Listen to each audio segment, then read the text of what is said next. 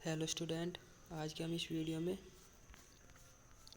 बेंजोडाइजापीन drug के बारे में डिस्कस करेंगे। इससे पिछले वीडियो हमने बेंजोडाइजापीन के सार के बारे में डिस्कस किया था। आज हम बेंजोडाइजापीन ड्रग या एजेंट इसके बारे में डिस्कस करते हैं। इसमें कौन कौन सी कैटेगरी ड्रग आती है। इसमें सबसे पहले नंबर 1 पर आती है क्लोरडाइजिपोक्साइड। इसकी स्ट्रक्चर हो गई, मैकेनिज्म एक्शन, ये इंक्रीज कर देती है एक्टिविटी गाबा रिसेप्टर की इन द ब्रेन में। इसका यूज होता है एंजाइटी में एंड इंसोमिया में। इसका ट्रीटमेंट होता है विड्रोइंग सिम्टम्स जैसे कि अल्कोहल लाइक नोजिया होगा, मसल्स स्पाम आईटीसी। दूसरी ड्रग हमारी डाइजापाम का मैकेनिज्म एक्शन या बाइंड होती है किस पर, गाबा रिसेप्टर पर, और वहाँ पर क्या करते हैं, इंक्रीज कर देते हैं एक्टिविटी ऑफ गाबा रिसेप्टर की।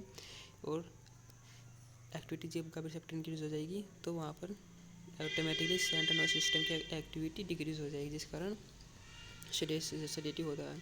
इसका यूज होता है treatment of anxiety and insomnia में। Treatment symptoms of alcohol withdrawing used to treat muscles spasm seizures and resistant legs syndrome.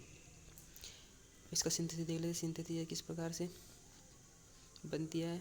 जब 2-amino-5 क्लोरोबेंजोफिनोन कैबगिरिया में ऐड करते हैं इथाइल 2 एमिनो एसीटेट, तो ये क्या बनता है, हमारा बनता है 7-chloro-1,3 dihydro 5-phenyl 2H1,4 बेंजोडाइजापीन 2-on। जब इसकी रिएक्शन कराते हैं तो हमारा डाइजीपाम में कन्वर्ट हो जाता है। ओके, थर्ड ड्रग ले लेते इसकी ओक्सीपाम। इसका मैकेनिज्म सेम होता है इसका डाइजीपाम की तरह। प्रोड्यूस करती है एंजियोलाइटिक इफेक्ट को। इसका यूज होता है इंसोमिया एंड एंजाइटी डिसऑर्डर में। यह कंट्रोल करते हैं symptoms of alcohol withdrawing syndrome को। क्लोरजीपेट यानी कि ये क्लोरजीपेट क्या होता है, यह लॉन्ग एक्टिंग बेंजोडाइजापीन है। लॉन्ग एक्टिंग करती है कहाँ, बेंजोडाइजापीन कैटेगरी ड्रग है। इसका मैकेनिज्म एक्शन या बाइंड होती है गाबा रिसेप्टर पर, ओपन कर देती है वहाँ पर क्लोरीन चैनल को, और जिस कारण सेंट्रल नर्वस सिस्टम हमारा ऑटोमेटिकली डिक्रीज यानी कि डिप्रेशन में चला जाता है। इसका यूज होता है treatment of insomnia and anxiety used as muscles relaxant. Muscles को रिलैक्सेंट करने में इसका यूज होता है। नंबर 5 ड्रग हमारी lorazepam. It is readily absorbed and excreted in urine as it inactive glucuronide। इसका मैकेनिज्म होता है इसका मैकेनिज्म सेम होता है। इसका यूज होता है शॉर्ट एक्टिंग बेंजोडाइजापीन में और हाइप्नोटिक्स में, ट्रीटमेंट ऑफ एंजाइटी डिसऑर्डर में। अल्प्राजोलाम, इसका मैकेनिज्म एक्शन सेम होता है। यूज होता है इसका शॉर्ट एक्टिंग में, एंजाइटी में, सेडेटिव में और हाइप्नोटिक में। अदर यूज होता है इसका स्केलेटल मसल रिलैक्सेंट में, एंटी कन्वर्जेंट में एंड एंटी डिप्रेसेंट में। Zolpidem mechanism action, it have high affinity यानी कि हाई एफिनिटी वाली ड्रग होती है जो कि towards alpha one subunit and of GABA then same mechanism होता है इसका यूज होता है इंसोमिया में। सेकेंड कैटेगरी का ड्रग होती है बारबिटूरेस ड्रग्स या एजेंट। बारबिटूरेस क्या होते हैं, दे आर द पोटेंट्स, ये ड्रग होती है जो पोटेंट करते हैं सेंट्रल नर्वस सिस्टम को, जिस कारण क्या हो जाता है, हमारा सेंट्रल नर्वस सिस्टम डिप्रेजेंट हो जाता है। दे हैव सेडेटिव हाइप्नोटिक्स, ये क्या करते हैं, सेडेटिव हाइप्नोटिक्स और anaesthesia and anticonvulsant activity show करते हैं। बिफोर बेंजोडाइजापीन से पहले they are the most used drug as sedative and hypnotics. They are the derivative यानी कि इनको कहाँ से प्राप्त किया जाता है, 2,4,6 trioxohexa hydropyrimidine. They are acidic in nature यानी कि एसिडिक नेचर के होते हैं। इसका स्ट्रक्चर हो गया, इसका स्ट्रक्चर है बारबिटूरेट्स का। इसका सार ऑफ बारबिटूरेट्स यानी कि विसार इसका देख लेते हैं। इस पर कहाँ कहाँ पोजीशन संभव हो सकती है मॉडिफिकेशन के लिए। It has less central nervousness यानी कि क्या करती है, लेस कर देती है हमारे सेंट्रल सिस्टम को, जिस कारण डिप्रेशन हो जाता है central nervous system. But substituted at various position, हम इस पर विभिन्न जगहों पर सब्स्टिट्यूशन कर सकते हैं किसी अदर एटम या ग्रुप के द्वारा, जिस कारण जो कंपाउंड होता है वो क्या कर देता है, सेडेटिव एंड हाइप्नोटिक एक्टिविटी को इंक्रीज कर देता है। Substitution has been done first and fifth position, यानी कि अगर हम फर्स्ट एंड फिफ्थ पोजीशन पर सब्स्टिट्यूशन करते हैं तो क्या होता है, एट पोजीशन फर्स्ट, यानी कि फर्स्ट पोजीशन ये होगी हमारी, फर्स्ट पोजीशन हमारी ये होगी। इस पर क्या हो सकता है, सब्स्टिट्यूशन ऑफ मिथाइल ग्रुप, अगर मिथाइल ग्रुप का सब्स्टिट्यूशन करते हैं at the position first on nitrogen increase lipophilicity, यानी कि वहाँ पर क्या हो जाती है, लिपोफिलिसिटी जो है वो इंक्रीज हो जाती है, जिस कारण एक्टिविटी भी इंक्रीज हो जाती है और जो ड्यूरेशन ऑफ एक्शन होता है वो डिक्रीज हो जाता है मिथाइल ग्रुप के अटैच फर्स्ट पोजीशन पर जुड़ जाने से।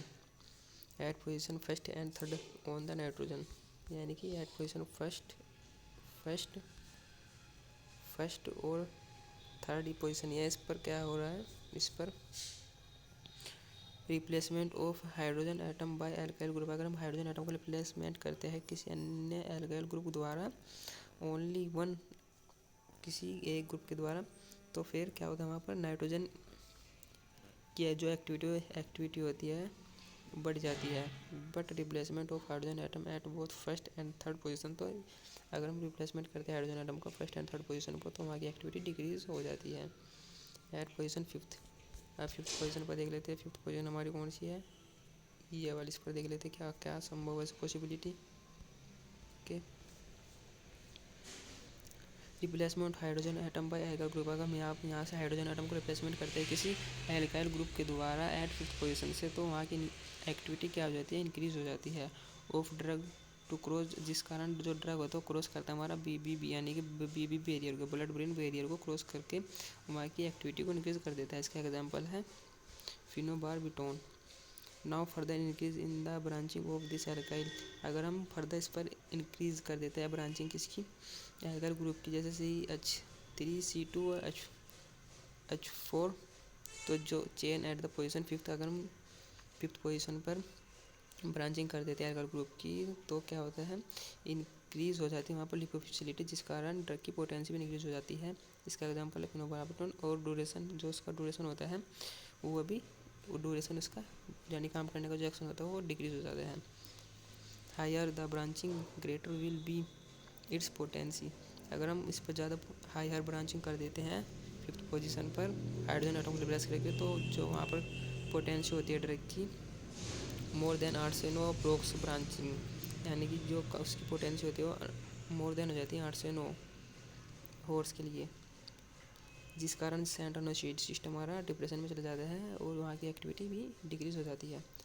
बारबिटल क्या होते हैं, आल्सो नोन एज बारबिटोन को बारबिटोन भी कहते हैं, या फिर 5,5 डाइथाइल बारबिटूरिक एसिड। मैकेनिज्म मोशन, इसकी पहली ड्रग कैटेगरी, इसकी बारबिटरेट्स की पहली कैटेगरी की ड्रग है हमारी बारबिटल। इसका मैकेनिज्म एक्शन क्या होता है, स्टिमुलेट कर देते हैं हमारे गाबा रिसेप्टर, जिस कारण वहाँ पर हमारा सेंट्रल नर्वस सिस्टम क्या हो जाता है, डिप्रेस हो जाता है। इसका यूज़ होता है एपिलेप्सी या सीजर में, इसका यूज़ होता है सेडेटिव एंड हाइप्नोटिक्स में, जिस कारण इसका ट्रीटमेंट हो जाता है इंसोम्निया में। इसका सिंथेसिस देख लेते हैं। यूरिया, जब हम यूरिया में ऐड करते हैं डाईइथाइल 2,2 डाईइथाइल मेलोनेट, तो फिर हमारा क्या किस में बदल जाता है, बारबिटल में बदल जाता है। किसके प्रेजेंस में, नंबर 1 C2H5ONA C2H5ER, इसमें से क्या निकल जाता है हमारा 2C2H5OH। नेक्स्ट होगा हमारी फिनोबारबिटल। मैकेनिज्म एक्शन, ये स्टिमुलेट कर देती है गाबा रिसेप्टर को, जिस कारण हमारा सेंट्रल नर्वस सिस्टम क्या चला जाता है, डिप्रेस, उसकी एक्टिविटी डिक्रीज हो जाती है। इसका यूज़ होता है यानी कि बहुत, इसका दोनों में यूज़ होता है, सेडेटिव में भी और हाइप्नोटिक में भी। इसका अदर यूज़ होता है एंटीकन्वल्जेंट इफेक्ट में। मेफोबारबिटल, इसको आल्सो नोन एज मिथाइल फिनोबारबिटल भी कहते हैं। इसका मैकेनिज्म एक्शन यह नॉन सेलेक्टिव है सेंट्रल नर्वस सिस्टम पर, जिसका हमारा सेंट्रल नर्वस सिस्टम की एक्टिविटी डिक्रीज हो जाती है। इसका यूज़ होता है सेडेटिव एंड हाइप्नोटिक में, ट्रीटमेंट एंड एंग्जाइटी में, एक्साइटमेंट में एंड एंटीकन्वल्जेंट में। अमोरबारबिटल,